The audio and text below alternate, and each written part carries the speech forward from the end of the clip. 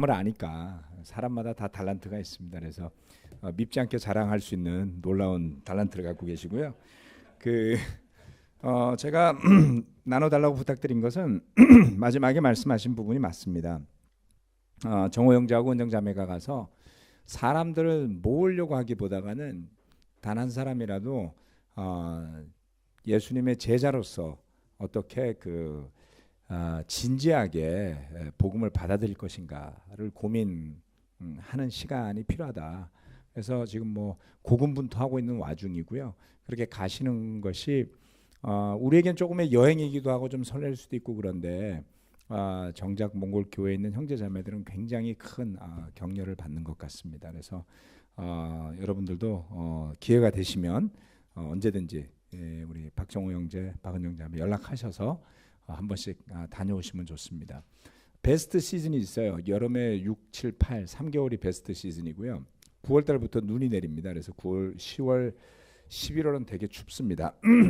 12월부터 2월까지는 또 괜찮은 게 완전히 눈으로 다 덮이거든요. 그래서 추운데 먼지가 날아다니는 3월, 4월, 5월은 안 좋아요. 5월 달에도 눈이 내리고 춥습니다. 그래서 3, 4, 5월 피하시고 9월, 10월, 11월 피하시고 가시면은 여름, 겨울 아주 추울 때 아니면 좀 여름에 아주 좋습니다. 이렇게 가시면 초원도 있고 제가 다음번에 가면은 징기스칸 박물관을 저도 한번 가보겠습니다. 지금 우리가 이제 후원을 하고 있죠. 몽골교회 미션을 후원을 하고 있고 정말 땅덩어리가 넓습니다. 우리나라 11배 정도 되고요. 여러 가지 사정은 있지만 하나님께서 그 문을 열어주시길 기도해야 되지 않을까요? 네, 오늘 말씀도 그와 같은 내용입니다. 오늘 말씀은 제목이 사마리아를 넘어 전파된 복음이라는 제목입니다.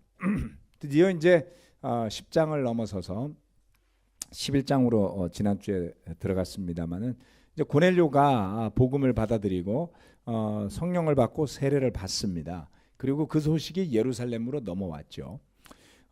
그 다음에 사이드 스토리가 이제 나오게 됩니다. 사도행전 11장 19절로 21절 말씀인데요.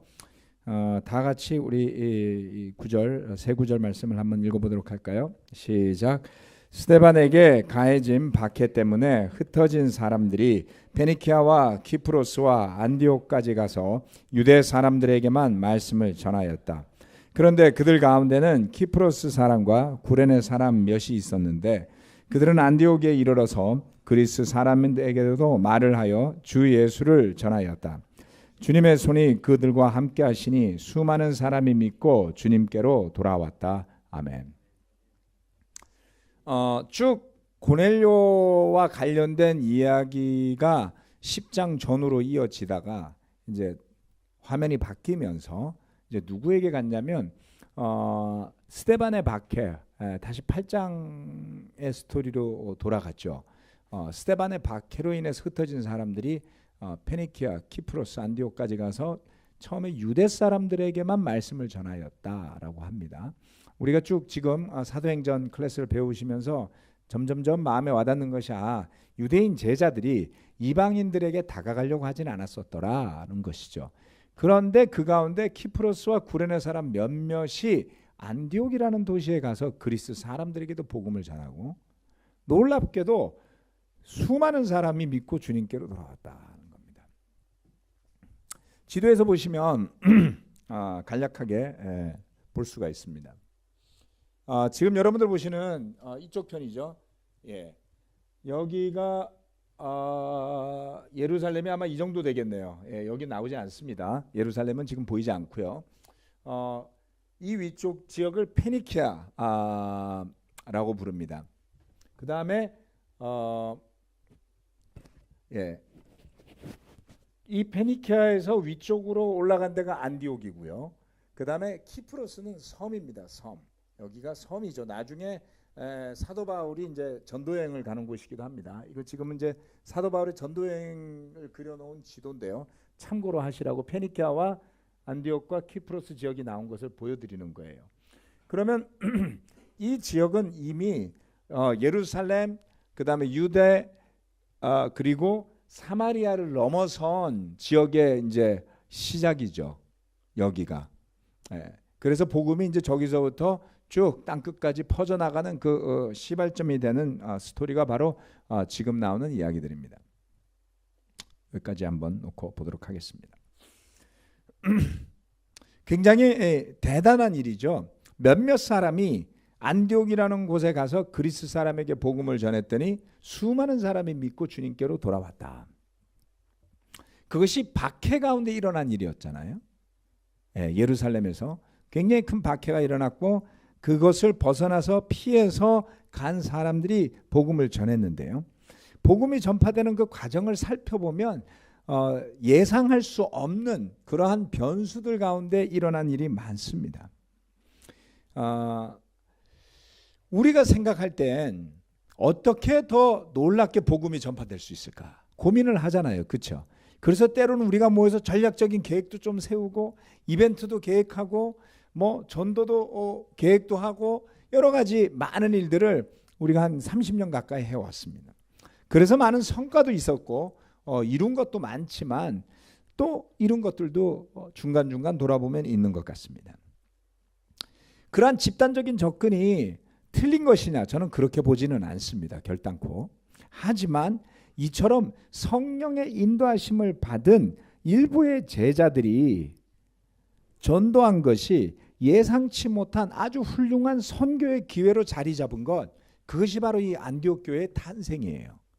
안디옥 교회가 탄생한 것은 사도들이 정교하게 세운 계획에 따라서 만들어진 게 결코 아니었습니다. 때때로 우리는 우리 자신의 역량을 과소평가할 때가 있습니다. 나 한 사람이 뭘 한들 얼마나 변화가 되겠어. 배 목사님이 계획을 착 세워가지고 몇 그룹하고 축축축 해가지고 온 교회가 뜻을 모아갖고 확 나가야 되는데 요새 저 사람 아무것도 안 하는 거 아니야? 이런 생각을 하실 수 있어요. 맞습니다. 그와 같은 우리가 제가 말씀드렸죠. 집단적 전도 계획을 가지고 열심을 냈던 때도 분명히 있어요. 그리고 그게 효과가 없느냐? 효과 있습니다. 그리고 우리가 언제든지 원하면 다시 할 수 있어요. 물론 한 20, 30년 나이가 들어서 거기에 맞춰서 해야 된다는 것은 있습니다. 그런데 그렇게 생각하다 보면 뭔가 집단적으로 하지 않을 때는 아예 안 하려고 하는 경우들이 있어요. 내가 나서서 뭘 한다고 뭐가 되겠어? 그런데 그렇지 않습니다. 그 키프로스 지역으로 갔던 그 몇 명, 페니케아와 키프로스 그곳에 갔던 몇 사람에 불과한 사람들이에요. 그들이 누군지 이름조차 나오지 않습니다. 그러한 몇 사람이 안디옥에까지 가서 그리스 사람에게 복음을 전한 것이 시초가 되어서 수많은 사람이 주님께로 돌아왔다는 것을 우리는 어떻게 이해해야 할까요? 하나님께서 오늘 저와 여러분을 어떻게 사용하실지 우리는 알지 못하더라는 것입니다. 그래서 우리 스스로 또는 성령님의 능력을 과소평가하지 말아야 한다. 최근에 성경 공부하고 계시는 분이 한 분 계신데요. 지금 십자가까지 공부를 했습니다. 근데 그분이 이제 엊그저께 성경 공부를 마치고 돌아오는 길에 이런 이야기를 하더라고요. 목사님, 사실은요, 제가 한 20년 전에 그 교회에 이렇게 가끔 나와서 이야기하는 안경 낀 그 형제 있잖아요. 그래서 김용성 형제예요. 그 형제가 자기한테 전도를 했었다는 거예요. 포스코 앞에 있는 커피숍에서 앉아 있는데 아침에 신문 보는데 멀쩡하게 생긴 사람이 와가지고 말을 걸더래요. 그러면서 좋은 모임이 있다고 와보라고 안내장을 건넸는데 교회 와보니까 그 사람이 김용성 형제더라는 거예요.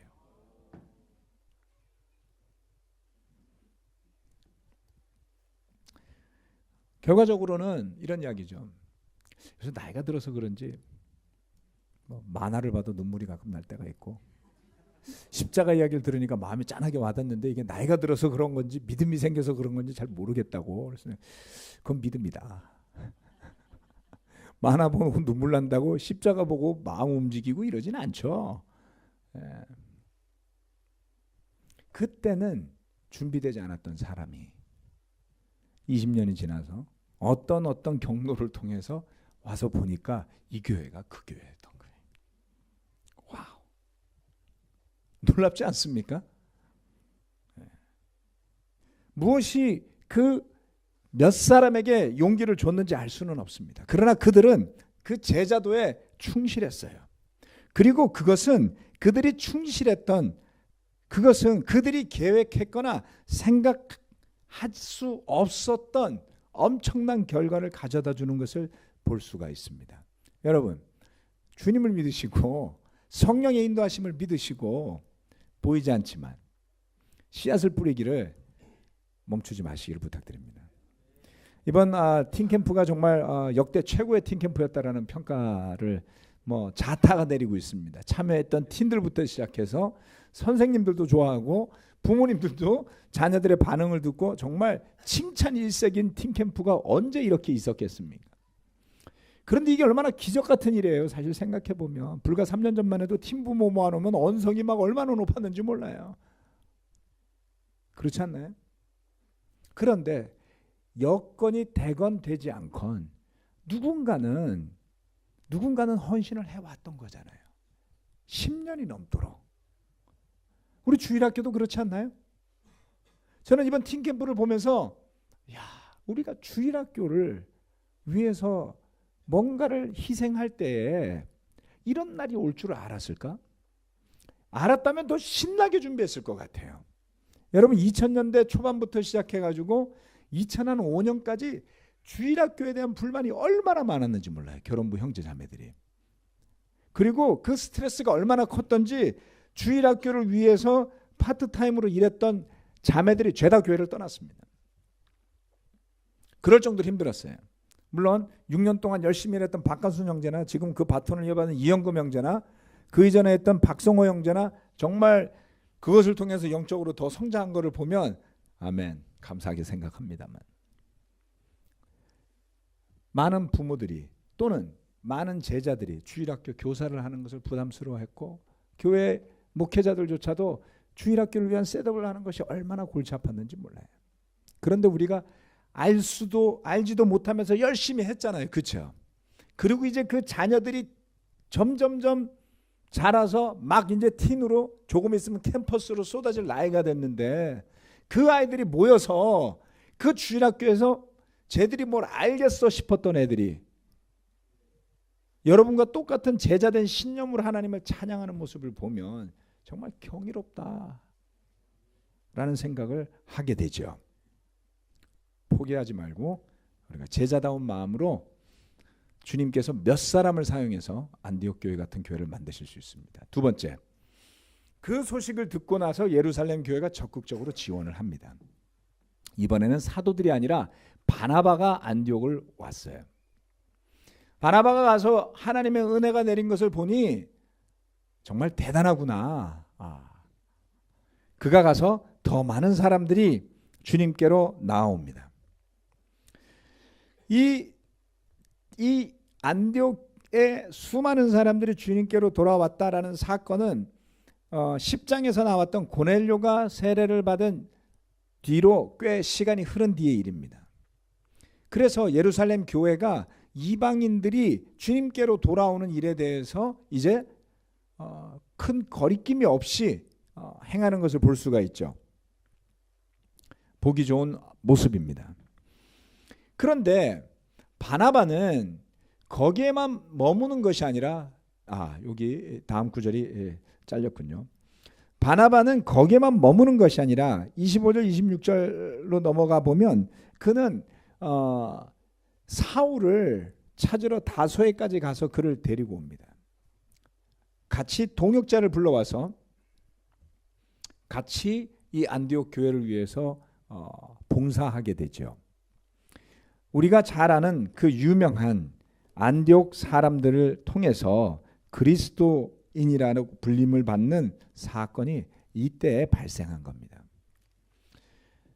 이처럼 예루살렘 교회가 그 선교를 위한 적극적인 지원을 하고 그리고 바나바와 같은 사람이 혼자 하는 것이 아니라 자신의 기억 속에 인상적이었던 사울이라는 한 제자를 찾아서 데리고 왔다라는 것이 아주 또 중요한 전환점을 만들어내는 것이죠.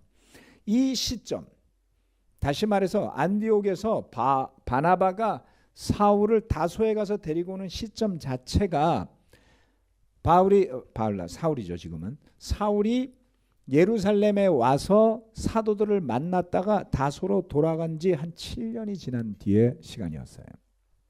그래서 그 공백의 기간 동안 학자들이 판단할 때 사울은 자신의 고향인 다소로 돌아가서 복음을 전하면서 그곳에서 많은 공부를 했다라는 것으로 보고 있습니다. 천막을 만들면서 복음을 전하면서 동시에 사람들과 더불어 성경 말씀을 공부했던 것이죠. 이런 아주 사소해 보이지만 그 몇 사람의 역할이라든가 또는 바나바가 사울이라는 동역자를 불러오는 이런 시도가 미래의 이방인을 위한 사도를 준비시키는 엄청난 역할을 하는 것을 볼 수가 있습니다. 때로는 이처럼 상상하지 못한 곳에서 뭐 베드로가 계획했던 것도 아니잖아요. 계획하지 못한 어디선가에 주님의 그 인도하신 가운데 하나님이 일하심으로써 엄청난 미래의 복음을 위한 일꾼들이 준비되는 일이 일어날 수 있더라. 우리가 그것을 위해서 기도하고 그것을 위해서 한번 믿어봐야 되지 않을까요? 네. 물론 저와 여러분들도 더 열심히 할 수 있었으면 좋겠어요. 그리고 여전히 열심히 하고 있다고 저는 믿습니다. 그러나 하나님께서는 분명 이보다 더 크신 일을 또 이보다 더 준비된 사람을 불러오실 수 있지 않을까요? 이것을 믿읍시다. 세 번째, 마지막으로 놀라운 일이 벌어집니다. 그 무렵에 예언자 몇이 예루살렘에서 안디옥에 내려왔다. 그 가운데 아가보라는 사람이 성령의 감동을 받아서 일어나 온 세계에 큰 기근이 들 것이라고 예언하였다. 바로 그 기근이 글라우디오 황제 때에 들었다. 그래서 제자들은 각각 자기 형편에 따라 몫을 정하여 유대에 사는 신도들에게 구제금을 보내기로 결정하였다. 그들은 그대로 실행해서 바나바와 사울 편에 그것을 장로들에게 보냈다. 성령을 통해서 글라우디오 황제 때 큰 기근이 들 것이다 라는 예언이 있었습니다. 그런데 놀라운 것은 제자들이 자신의 형편에 따라 각각 나름 몫을 정해서 유대에 사는 신도들에게 구제금을 보내기로 결정했더라. 요즘 같지 않죠. 그 당시는 기근이 들면 굶어 죽잖아요. 그렇죠? 물류가 원활하지 않고 물건을 살 돈이 있었던 때가 아니니 서로가 뭔가를 교환할 만한 여건이 형성되지 않으면 곡식이 떨어지게 되고 굶어 죽을 수도 있는 상황이었죠. 그런데 이 안디옥 교회가 자신들을 위해서 지도자들을 파송해주고 복음을 가르쳐 주었던 그 예루살렘 교회를 위해서 구제금을 모아요. 바나바와 사울 편에 그것을 보내게 됩니다. 얼마나 아름다운 광경인가요? 고린도서에 가보면 결국 이것이 모범이 되어서 사도 바울과 그의 팀이 가서 세우는 모든 교회에 언제든지 필요가 있을 때마다 이와 같은 특별한 헌금을 통해서 구제금을 전달하거나 선교 자금을 전달하거나 하는 일들이 지속적으로 일어나는 것을 볼 수가 있습니다. 교회가 연결되어 있음을 보게 되죠. 이 또한 놀랍게도 안디옥 교회 내에서 자발적인 마음의 넉넉함과 풍부함에서 일어난 것을 보게 됩니다. 교회가 하나로 연결된 것을 보여주는 시작이죠. 예루살렘으로 시작해서 그리고 주변으로 퍼져나갔던 복음들이 이제 안디옥이라는 곳에까지 가서 그곳에 교회가 세워지게 되고 이제 좀 더 있으면 본격적인 선교팀이 안디옥에서 출발하게 됩니다. 그런데 그러한 본격적인 선교가 일어나기 이전에 이미 이처럼 예루살렘 교회와 안디옥 교회가 하나된 교회로 연결된 모습은 미래에 세워질 교회들조차도 그와 같은 단단한 연합에 일치된 하나된 모습으로 연결되어서 나가지 않겠습니까? 물론 향후에 더 많은 교회가 생겨나면서 1세기가 넘어가고 2세기로 넘어가면서 교회는 그 하나됨을 유지하는데 굉장히 많은 어려움을 겪게 됩니다. 그런다 할지라도 시작점에서 이처럼 교회들이 유기적으로 연결되고 서로가 서로의 필요를 채우기 위해서 헌신하는 모습은 당연히 우리가 본받아야 할 모습이다. 지금 몽골 미션도 마찬가지죠. 홍콩 교회가 후원을 했다가 그 다음에 홍콩 교회가 보니까 러시아 문화가 굉장히 강하니 러시아가 도와주면 어떻겠습니까? 그래서 러시아 교회들이 선교 후원을 했었어요. 그러다가 한국과 환태평양에 있는 교회들이 후원을 하면 어떻겠습니까? 라고 해서 넘어온 게 2002년이었습니다. 그때부터 지금까지 때로는 하와이 교회가 재정 지원을 해주고 그리고 우리 한국 교회가 미션 지원을 하고 그리고 필요할 때마다 재정 지원을 해서 오늘에 이루고 있는 것이죠. 선교 후원을 한다는 것이 절대 쉬운 일이 아닙니다. 그것이 왜곡되지 않고 복음대로 자리 잡고 그리고 그 교회가 성장해서 또 다른 교회들을 후원하는 복음의 중심적인 역할을 하는 교회로 세워지는 그러한 모습이 안디옥과 예루살렘 교회에서 모델로 세워지는 과정이더라는 것이죠. 이제 뒤에서 나오는 12장, 13장을 기대해 주시기 바라고요. 기도하고 오늘 예배 마치도록 하겠습니다.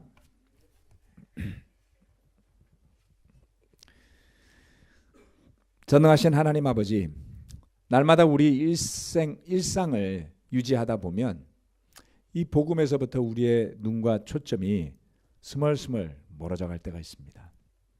그리고 자신의 모습을 바라보면 힘이 있는 것도 아니고 가진 것이 많은 것도 아니고 대단한 능력이 있는 것도 아닌데 내가 무엇인가를 한들 그것이 과연 어떠한 변화를 가져올까라는 조그마한 생각으로 시야가 좁아질 때가 있습니다.